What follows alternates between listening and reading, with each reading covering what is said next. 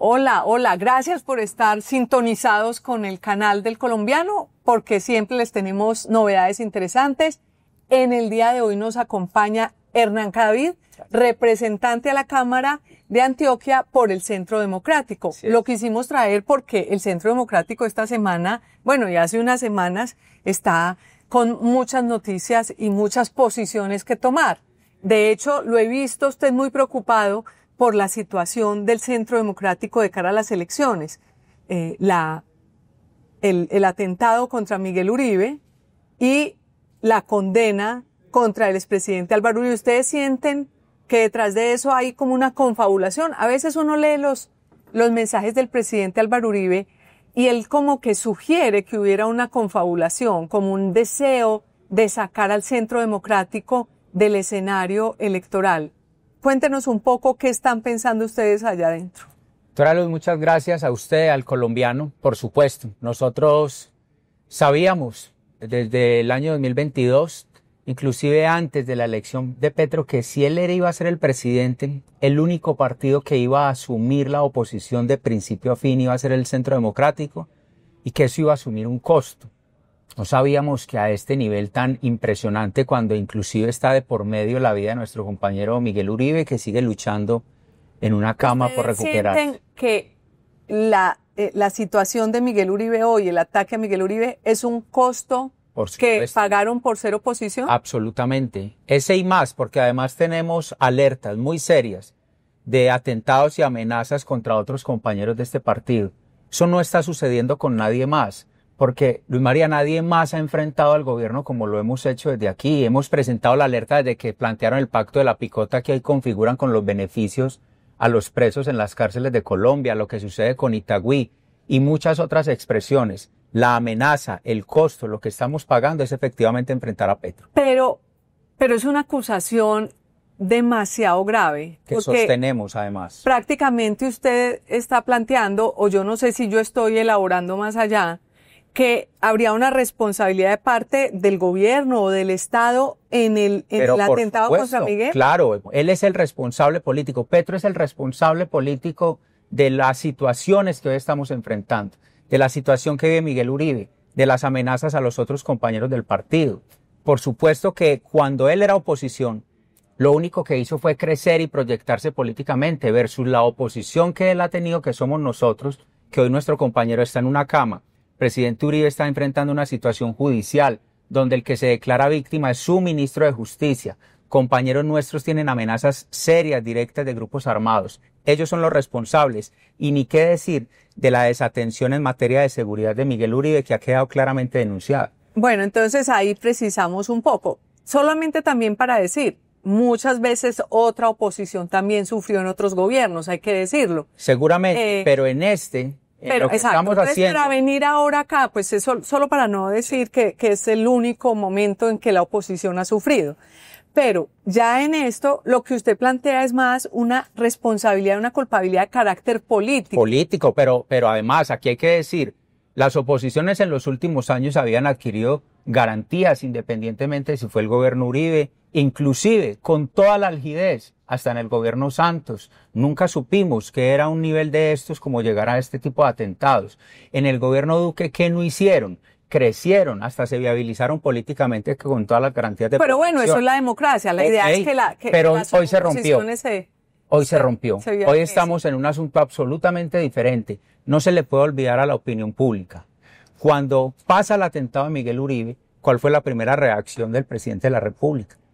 Una disertación larguísima, que si eran judíos, que si eran de no sé dónde, entorpecer la investigación, crear líneas paralelas de información. Ha sido denunciado por el abogado de la familia. Ayer ante la CIDH, la fiscalía va por una línea, el gobierno entorpece con otras. Aquí hay cosas muy graves y de fondo y nosotros las hemos tenido que denunciar. Y eso es lo que nosotros estamos pagando como oposición, de enfrentar un gobierno que, hay que decirlo, ha incorporado sectores ligados a la criminalidad, que juegan entre la legalidad y la ilegalidad. Por supuesto que el legado que le ha quedado al país es que nosotros en el Congreso estamos enfrentando unas FARC en la política y unas FARC en armas. Esa es la realidad. Es decir, ¿usted cree que las FARC en la política son quiénes? Las FARC en la política están ahí sentados. Ah, son las FARC. No incluye a nadie más. No, por supuesto, las FARC en la política, pero además hay temas tan graves como estos. Hoy hay una hipótesis de lo que hubiera podido ser la responsabilidad en el atentado contra Miguel. Nueva Marquetalia. Le iba a preguntar, ¿ustedes quiénes, desde el Centro Democrático, qué hipótesis tienen? No, es que una de las denuncias que hacemos es la tardanza, la omisión en las respuestas ante un hecho de semejante magnitud. Hoy lo que nos han dicho es, no, probablemente, casi 2 meses después, probablemente fue Nueva Marquetalia. Y nosotros tenemos que enfrentar a la señora Sandra Ramírez en el Congreso, miembro de las FARC del Partido Comunes, y su hijo cabecilla de Nueva Marquetalia.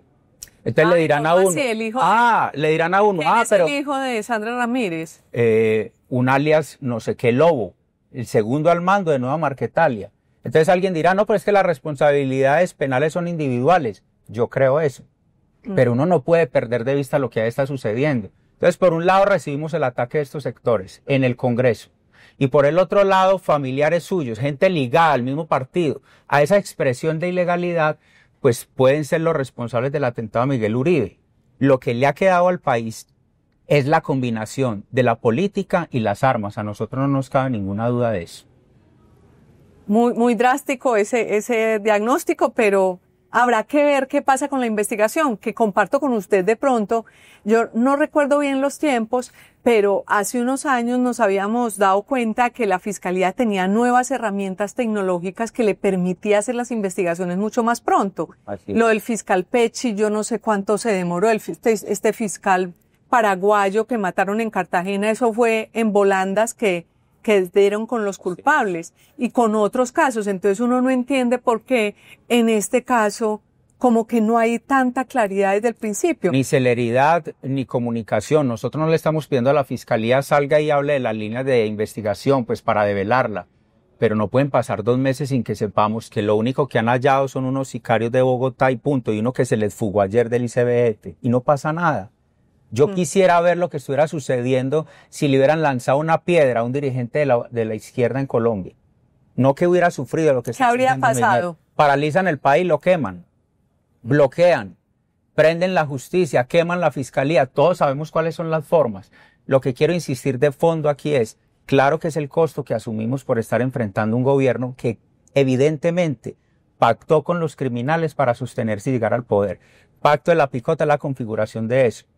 Y Luz María le va a decir rápidamente, han llegado al Congreso a materializar ese apoyo con el proyecto de ley de sometimiento, que no es más que el blanqueo de los bienes del narcotráfico, de la delincuencia, de la extorsión, que ahora, si ese proyecto se hace realidad, quedarían con el 12% de los bienes producto de la extorsión. ¿Qué tal eso? Bueno, entonces usted delinque, pongamos el caso de Medellín y Antioquia, delinque, extorsiona, vacuna, narcotrafica, etcétera. Se va a la cárcel y el compromiso con el gobierno es, venga, yo lo escarcelo, pero además le dejo el 12% de esa riqueza mala vida. Y si esa riqueza, y si tienen $1 billón, el 10% que me queda son 100.000 millones de pesos, con eso vivo esta vida y la otra. Ahí está. Pero nosotros además hemos llamado la ley de bandas, Bueno, pero esa es difícil que pase. No, yo no creo ya nada difícil en el Congreso. Yo era escéptico con los sectores del Congreso y decía, no, van a llegar unos meses donde ya esta gente va a empezar a echar atrás. Echar atrás es que ahí están. Tengo que decirlo con nombres propios. Ahí hay sectores políticos, expresiones mayoritarias del Partido Conservador, del Partido de la U, de otros sectores liberales, auspiciando eso. Qué tristeza ver eso. ¿Será que esas personas que avalaron, que llegaron ahí, no conocieron la institucionalidad de esos partidos, lo que han tenido que enfrentar, sus errores y sus aciertos? Por lo que están haciendo hoy los desdibuja completamente. Yo no sé cómo irán a llegar al 26 a pedir el voto en nombre de quién haciendo lo que hoy hacen. Entonces, yo ya no descreo que puedan aprobar una norma de esas. Han hecho todo el Congreso, digamos, el gobierno ni qué decirlo, ahí están los casos evidentes de lo que tanto reprocharon de la compraventa y la transacción del Congreso. La desinstitucionalización del Congreso de la República por la vía de la cooptación burocrática. Eso es lo que han hecho. Bueno, ese es un capítulo. El otro capítulo es que tiene pues muchas más aristas. Yo me quedaría aquí haciéndole preguntas sobre ese, que veo que tiene puntos muy interesantes, pero necesitamos también tocar los otros fundamentales, y es que el juicio al expresidente Álvaro Uribe y su condena ¿Cómo leen ustedes en el Centro Democrático esto? ¿Y qué creen que va a pasar? Pues lo leemos como una enorme injusticia y como lo hemos denunciado desde que esto empezó. Esto no es solamente la lectura del fallo o el sentido del fallo por parte de la juez o la sentencia completa, con todas las inconsistencias que allí se han presentado. Luz María, yo lo he dicho esta semana en el Congreso y lo reitero en las redes y en cada espacio que tengo para conversar y por eso le agradezco. Mi defensa o mi planteamiento frente al caso Uribe no es una defensa de militancia política, ni de simpatía política o de apasionamiento o ceguera política. Yo fui testigo de ese proceso. Yo viví hechos de los que a él hoy lo acusan que son absolutamente falsos. Se lo digo a usted aquí y lo dije ante la justicia bajo la gravedad de juramento, con lo que ello implica. Eso no es simplemente ir a decir allá lo que uno cree. ¿Cómo lo van a concluir como un determinador de un delito, de un hecho sobre el cual él se entera 10 meses después? Donde el único testigo de eso fui yo. Para quienes están escuchándonos y que pueden no estar al tanto, porque uno de los problemas de ese juicio es que fue tan largo y tan lleno de cosas que no a toda velocidad. Además, el juicio más rápido de la historia en Colombia. Un juicio en promedio dura 2 años y medio, tal. Este lo hicieron en 60 días, un día tras otro. Dedicaron un juzgado solamente a eso. Eso no tendría problema, la celeridad de la justicia, no la reprochamos, hay que aplaudirlo. Siempre y cuando no sea en detrimento de las vulneraciones de las garantías, que en muchas ocasiones se presentaron. Pero el caso suyo, el caso en que usted fue testigo, fue el de Carlos Enrique Vélez, sí, mal no estoy. Poco es esto. Ponle todo el contexto. Un tema tan complejo es, todo empieza por la persistente actividad del senador Iván Cepeda en visitas de cárceles, lo que ha quedado evidenciado, para preguntarle a personas en las cárceles qué sabían de Álvaro Uribe Vélez y de su hermano. Y si conocían algo, dijeran, tendrían beneficios. Ahí quedó establecido cómo le ofrecía a la familia del testigo llevárselos a Argentina, les dio plata, los llevó a Bogotá, todo eso.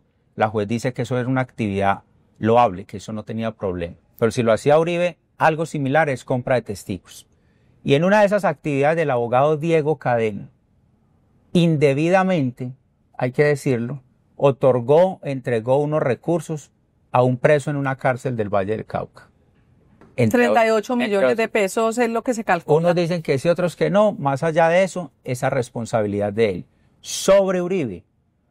Pero perdón, él le dio esa plata porque ese testigo había dicho algo en contra de Uribe, claro, y lo cambió luego a darle esa plata. El testigo, Carlos Enrique Vélez, solamente para ese caso, el testigo en una audiencia del año 2017, antes de que iniciara el proceso Uribe, antes de que todo esto empezara ante la justicia, dijo voluntariamente, señor juez, yo tengo algo que decir.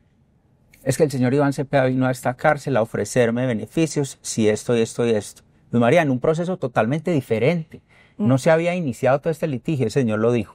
Entonces, claro, como se estaba entendiendo quiénes y de dónde venían todos esos ataques, el abogado Cadena aborda a esa persona en su actividad de investigación. Es decir, el abordaje de Cadena fue posterior a esa declaración. Totalmente posterior. Totalmente ¿Está aprobado? Posterior. Claro, por supuesto. Pero además le insisto, esa expresión de ese tipo Vélez fue antes de que iniciara toda esta discusión. El abogado dijo, allá hay una persona diciendo que Iván Cepeda los buscó con este fin. ¿Esto es verdad, sí o no? Y Cadena indebidamente, en mi opinión, creo que no ilegalmente, otra discusión, va y le dice, vea esto que ayuda humanitaria. Eso es un tema. ¿Qué pasa frente a Uribe? Porque la juez lo concluye como el determinador. Dice, lo que pasa es que es difícil de creer, pero él dice que era que necesitaba plata el señor. Siempre, ahí está, que un hijo, que toda esa cosa. Pero digamos, independiente de eso, que uno lo puede valorar, la conclusión sobre Uribe por parte de la juez es que Uribe es el determinador de esa entrega.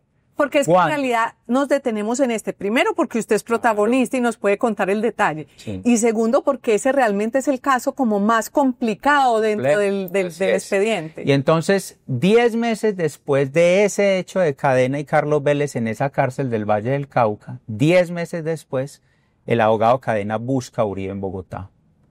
Se preocupó, no sé qué pasó y le dije, tengo que hablar con usted. Tengo que informarle algo. Es decir, en ese momento todavía Cadena no estaba trabajando con Uribe. Había trabajado para Uribe. Y 10 meses después viene y le dice, algo tengo que contarle lo que pasa es que yo entregué una ayuda a título humanitario, fue la expresión de Cadena. Se valorará después si sí o si no. ¿Y cómo puede entenderse?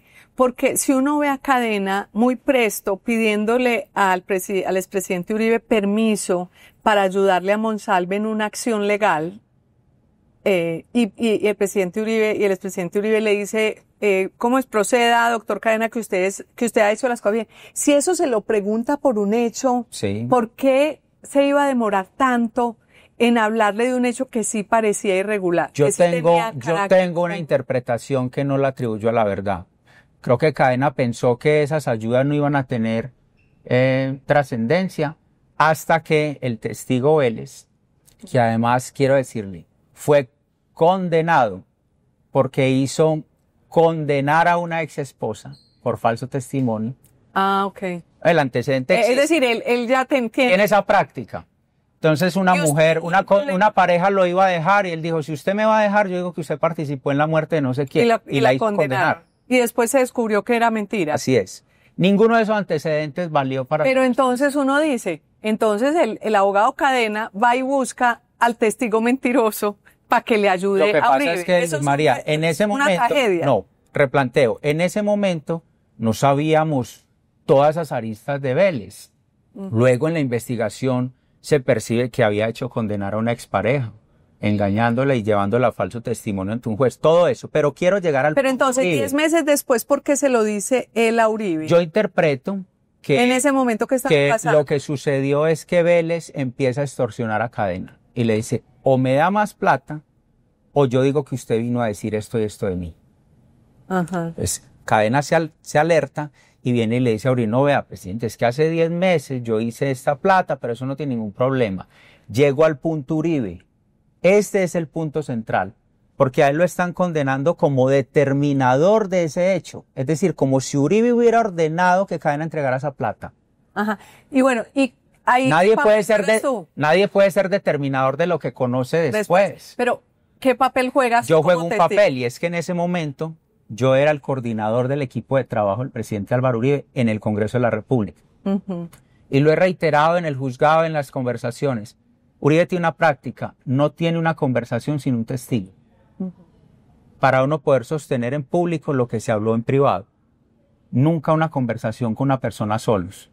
Cuando Cadena viene y le dice, tengo que hablar con usted, él me dice, naturalmente era su asesor, Hernán, siéntese aquí con nosotros. Cadena lo informa de eso. ¿Eso fue cuándo? Eso fue el 19 de junio del año 2019. ¿En dónde En el Congreso de la República, tercer piso del Capitolio, oficina Álvaro Uribe. En ese momento, entre la 1 de la tarde y 3 de la tarde. ¿Y ustedes pudieron presentar pruebas de que esa reunión se dio? Mi testimonio. Ok. Que no hay una prueba documental. Yo estuve en esa conversación. No dimensionábamos que posteriormente la justicia iba a utilizar eso como un misil contra Uribe y su defensa.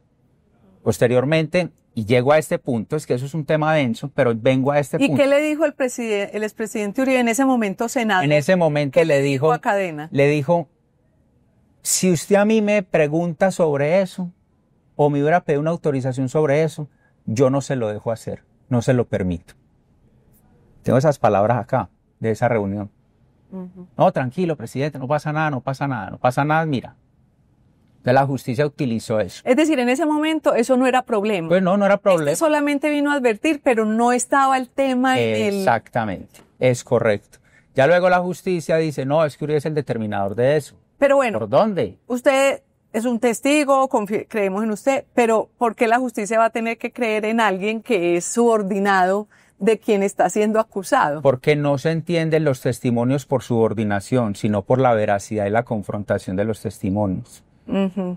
Es así de claro. Pero la juez no lo tuvo en cuenta. No me tuvo en cuenta. La juez no me tuvo en cuenta, pero además quiero decir esto.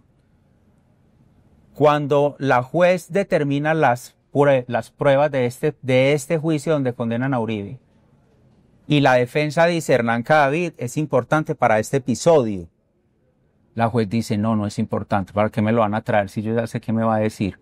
O sea, no puede ser la respuesta de un juez cuando usted está restringiendo la libertad de una persona o condenando a una persona. Por virtud, Luz María, del Tribunal Superior de Bogotá, donde se apeló esa decisión de que, junto con otras personas, yo no fuera testigo, El tribunal le dijo, no se equivoque, señora juez. Ahí está expreso. La juez dijo, yo no voy a atenderlo, y el tribunal le dijo, usted tiene que escucharlo. ¿Cómo así que usted le va a restringir el ejercicio de defensa a una persona que presenció unos hechos? Eso es una de las tantas tutelas que pusieron, ¿no? Ese fue un recurso de apelación, porque la defensa dijo, señora juez, listo, estas son las pruebas de nosotros. Y ella dice, no, esas pruebas no me parecen importantes. Entre esas, mi testimonio. Entonces no le parecía importante que la única persona que presenció un hecho donde a él lo señalan de determinador no presentara un testimonio. Por eso yo insisto siempre, la defensa de nosotros en esto no es un asunto de bandera arriba y de pasión política y porque sí. Es un tema desde la prueba, de los hechos, de lo que ha sucedido. Yo mismo enfrento la posibilidad del falso testimonio si es que a ellos les da por decir que lo mío no es cierto. Claro, porque si lo condenan por eso, finalmente entonces el mentiroso es, ojo a esto, para decirlo de una vez en esta entrevista, porque ya sabemos que nos toca enfrentar todo. Aquí los falsos testigos podemos terminar siendo nosotros, y al que exaltaron a valor civil, según la señora juez, es Juan Guillermo Monsalve, una persona condenada a 44 años buscando beneficios carcelarios.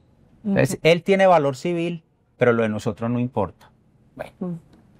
Oiga, usted al principio me decía que había varias irregularidades, no sé qué expresión fue la que utilizó para referirse al fallo de la juez. No, ya profundizamos en esta, pero quería saber qué otras cosas vio deficientes o que tiene críticas sobre ese fallo. Muchos, no solamente el fallo, Luz María, sino todo, desde donde esto empieza. La vulneración de garantías, la llamada interceptación por error, que eso no existe, pero la validaron. En Colombia hay alrededor de 60 millones de teléfonos celulares, líneas celulares. Y resultó que alguna vez en alguna actividad, en un papeleo de la justicia, se trastocó un número e interceptaron uno de los 60 millones de teléfonos celulares que hay en Colombia y empezaron a escuchar y dijeron, ve, esta no es la persona que no estábamos buscando, pero es Uribe. Y lo que dice ahí como que importa para montar un proceso. Así como suena como gracioso, así fue. Y entonces durante 32 días lo interceptaron, dizque por error. Pero lo otro fue que en esas interceptaciones, a veces yo pienso que es más bien una prueba de la inocencia. Claro, por supuesto. Es una prueba de la inocencia porque quienes han podido escuchar de principio a fin cada una de esas interceptaciones, nunca lo escucharon decir, tráigame ese testigo que nada.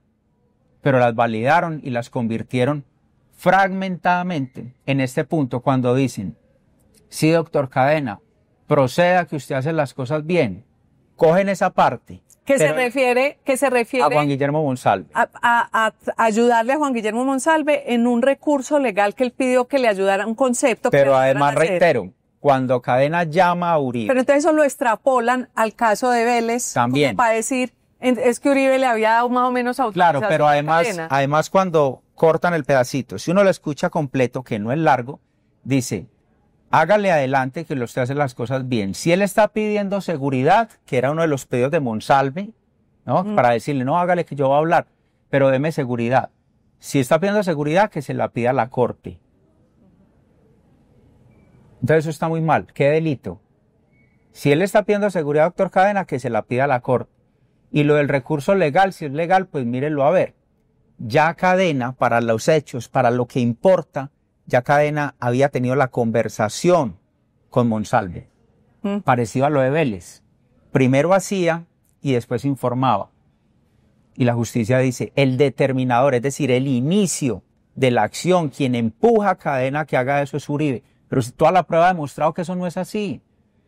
Es claro que nosotros tenemos que defendernos frente a esto y decir, pero ¿cómo así que esto, una vulneración de esta naturaleza contra la evidencia y contra la prueba? Entonces a nosotros no nos queda sino respetar institucionalidad que no implica no disentir.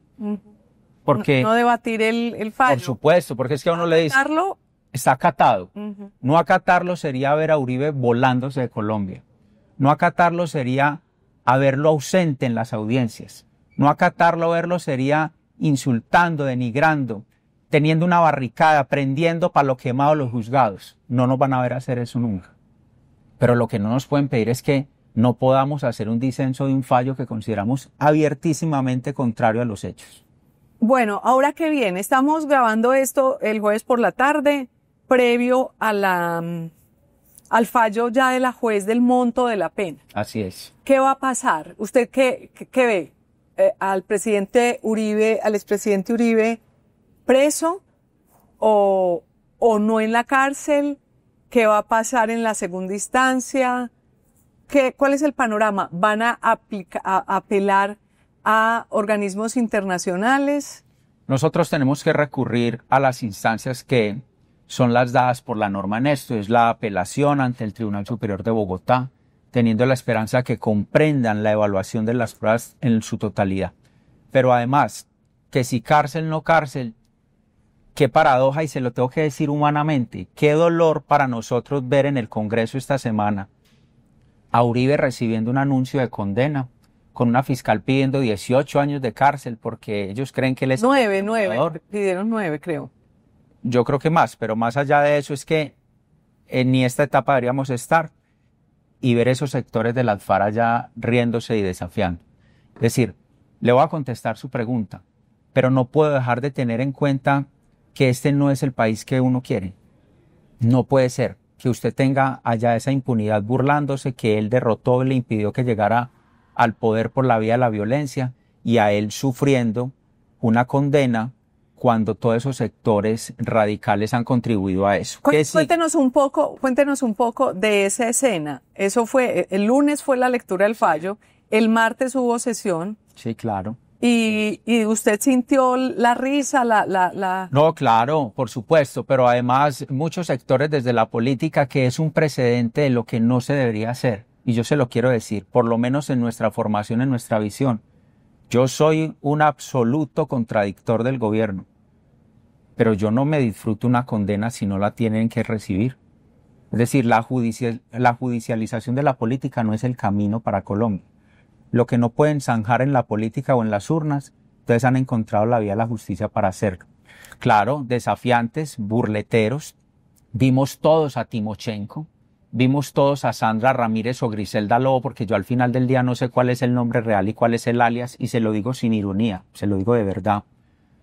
Veo a todos sus cabecillas disfrutando, veo a los cabecillas que les perdonaron todos los crímenes, inclusive uno de ellos, tratar de matar a Álvaro Uribe Vélez cuando era presidente. Ahí está el responsable de eso en la Cámara de Representantes, todos disfrutando la condena contra Uribe. Yo me resisto a pensar que ese es el país que uno quiere. Usted puede disentir o no de Uribe. Usted no puede pensar que ese es el balance del país que estas generaciones próximas y las actuales necesitan. Sí, de hecho yo leía a Iván Cepeda en uno de sus mensajes en X diciendo que si el juicio, si había una condena, creo que, no sé si lo estoy malinterpretando, sería el momento de empezar una conciliación, una reconciliación. Para ellos el punto de partida de un acuerdo nacional se llama Uribe condenado o muertos, como nos tienen ahorita. En eso no puede haber lugar a engaños, con ellos no hay consideraciones de ese tipo o de otra conversación. Para ellos el punto de partida se llama Uribe condenado y ahora sí hagamos un acuerdo, no. Y por supuesto que cuando hay ese tipo de pronunciamientos uno entiende la motivación política que hay en torno a todo esto. Quienes se postularon como víctimas. ¿Qué hace Eduardo Montealegre como víctima en este proceso? El actual ministro de Justicia. ¿Qué hace desde que era fiscal general de la Nación contra todas las expresiones del Centro Democrático? Es decir, nosotros tenemos aquí la visión que hemos tenido que enfrentar es una andanada política revestida de expresiones de justicia. Y cuando haya habido lugar a temas que haya responsabilidad, no las encubro en eso. Pero este sí es un caso de auténtica persecución. Bueno, ¿y qué viene entonces que lo interrumpí cuando iba a explicar? No, pues viene lo normal y es, digamos, lo usual, lo práctico, lo que hay que hacer en el deber legal es la apelación ante el Tribunal Superior de Bogotá y esperar cuál va a ser el resultado ante el tribunal. Y también eventualmente quedará la instancia de la casación, que no es como tal un recurso, pero procede. Es decir, la condena no está en firme, no deja de ser grave, pero todavía quedan unos recursos. Lo que sí el país no va a encontrar de nosotros es eso.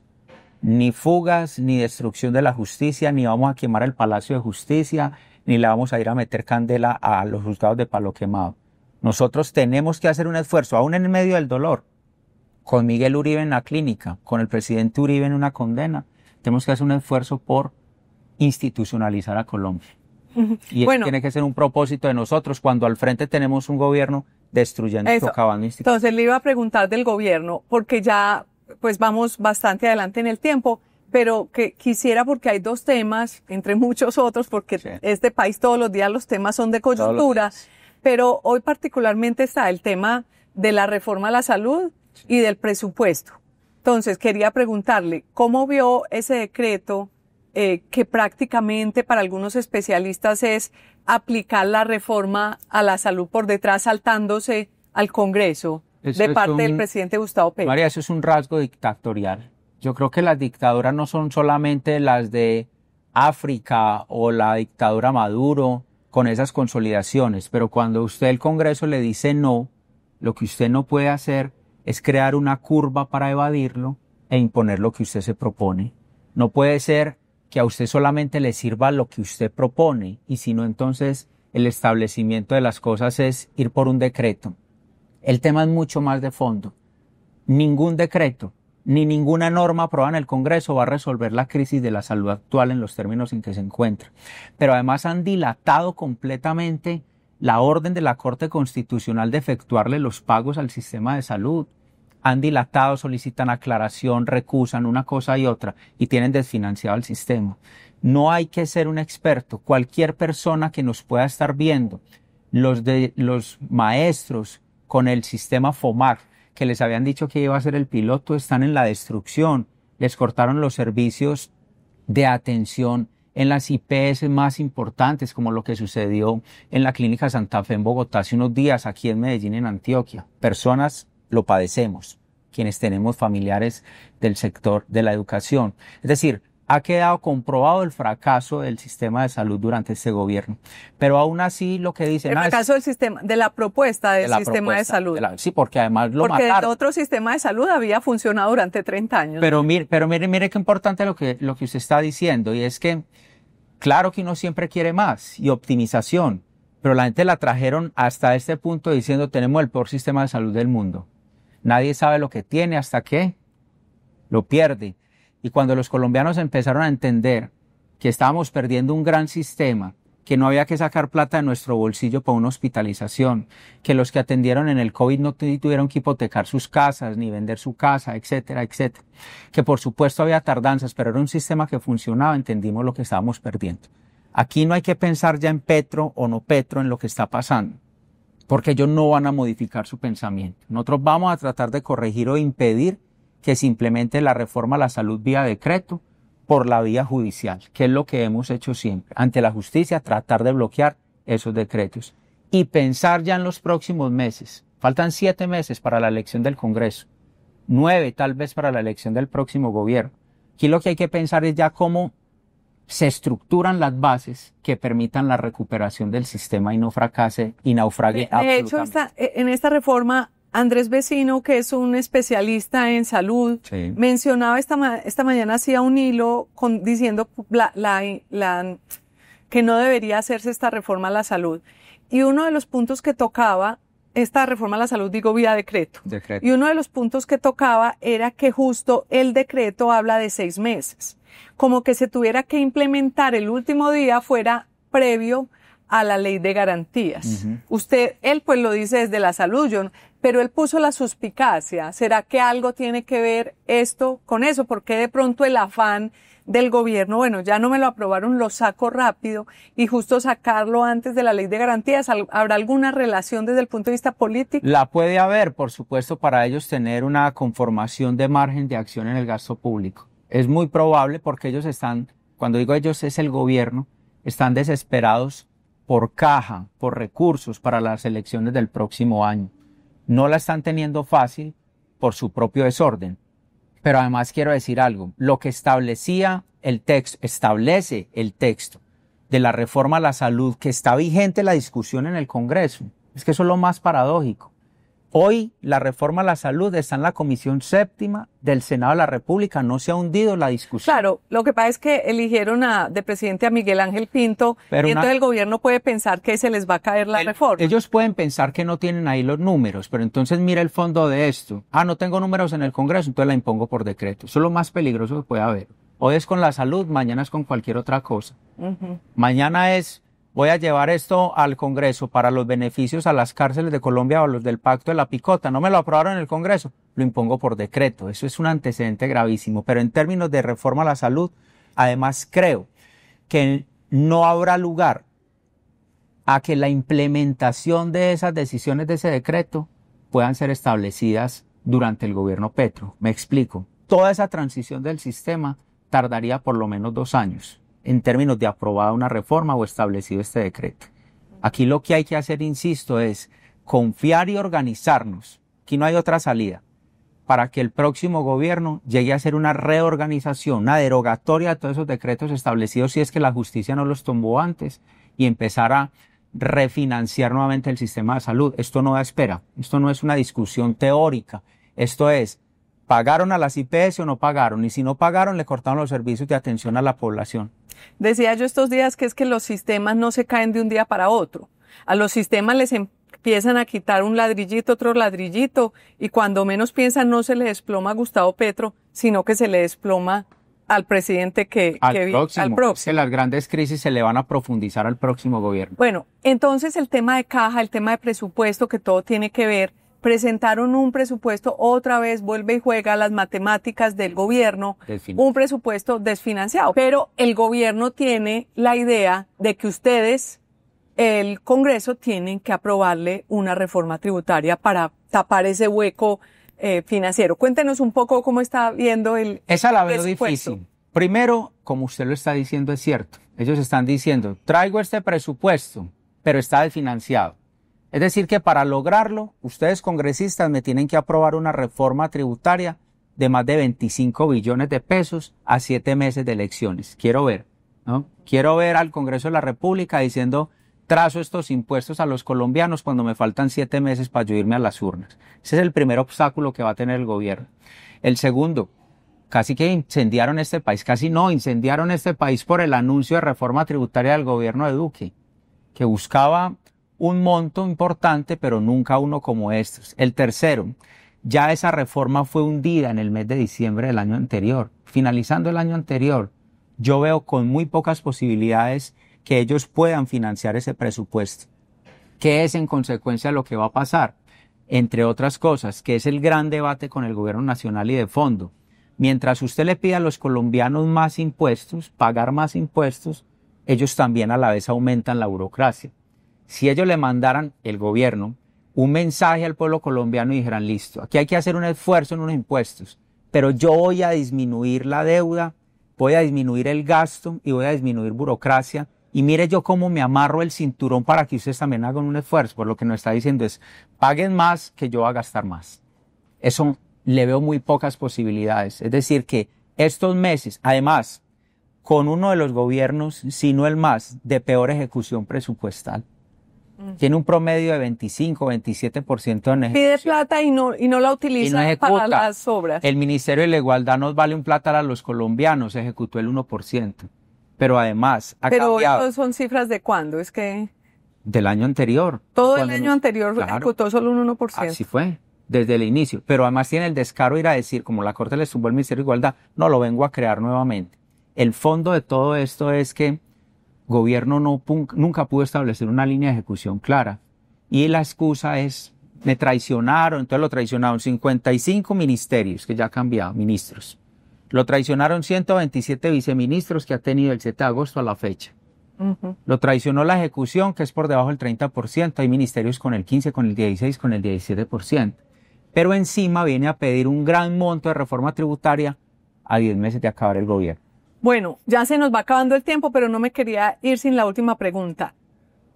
Con Miguel Uribe, que era uno de los precandidatos del Centro Democrático, con el expresidente Uribe condenado y en situación, ¿qué va a hacer el Centro Democrático? ¿Lo ve uno como apaleado para las elecciones? Nosotros siempre hemos estado apaleados, pero queremos salir adelante y hemos salido. Y esta lo vamos a volver a hacer. No, siempre han estado apaleados tampoco. Sí, claro, siempre. Este partido nació en oposición al gobierno de Juan Manuel Santos, como partido. Este partido ha llevado más tiempo en oposición que en gobierno. desde que nació en el año 2014. Bueno, como Centro Democrático, no sí, como uribismo. No, el partido, por eso digo, el Partido Centro Democrático, desde que establecimos la vida jurídica de este partido, ha estado más en acción de oposición y con cargas muy pesadas encima que hay que superar. Y estamos totalmente convencidos que ese es el nuevo reto que también tendremos que hacer, no por el Centro Democrático, no por una expresión de un partido, que sí, nos la hemos jugado de principio a fin sin cálculo. Quiero decir, Luz María, nosotros no estamos haciendo oposición cuando el viento cambió y vimos que era más viable hacerle oposición a Petro. Agradecemos, pero yo creo que el pueblo colombiano también va a premiar la coherencia de principio a fin. Cuando arrancamos estábamos allá en un rincón, casi que se reían de nosotros. Y esos que se reían y eligieron a Petro luego se lucen como opositores. Entonces, aquí lo que traemos no es por el partido. Esto es un tema de país. Nosotros necesitamos superar este modelo. No es a Petro siquiera. Es el modelo que ellos implementan. Es lo que han establecido. Si no, este país no resiste 4 años más con las condiciones que nos están planteando y trazando. Piense usted 4 años más de ellos estableciendo magistrados de Corte Constitucional, de ratificarse en las instituciones del control político, en la cooptación burocrática. No lo resiste el país, no lo resiste. Y alguna timidez que hayan tenido ellos, que no han sido tímidos a la hora de respetar la independencia, medios de comunicación, libertad de expresión, 4 años más de ese modelo lo profundizarían y destruyen ese valor que es de la democracia. Bueno, gracias, representante. Muchas gracias. Hernán Cadavid, del Centro Democrático, representante a la Cámara del Departamento de Antioquia. Pues en la jugada de esto está calientísima la situación del país. Esperemos que de aquí adelante todo se vaya organizando mejor. Muchas gracias por acompañarnos hasta este momento y hasta una próxima. Gracias. Gracias, Luz María, a usted por el espacio, se lo agradezco mucho.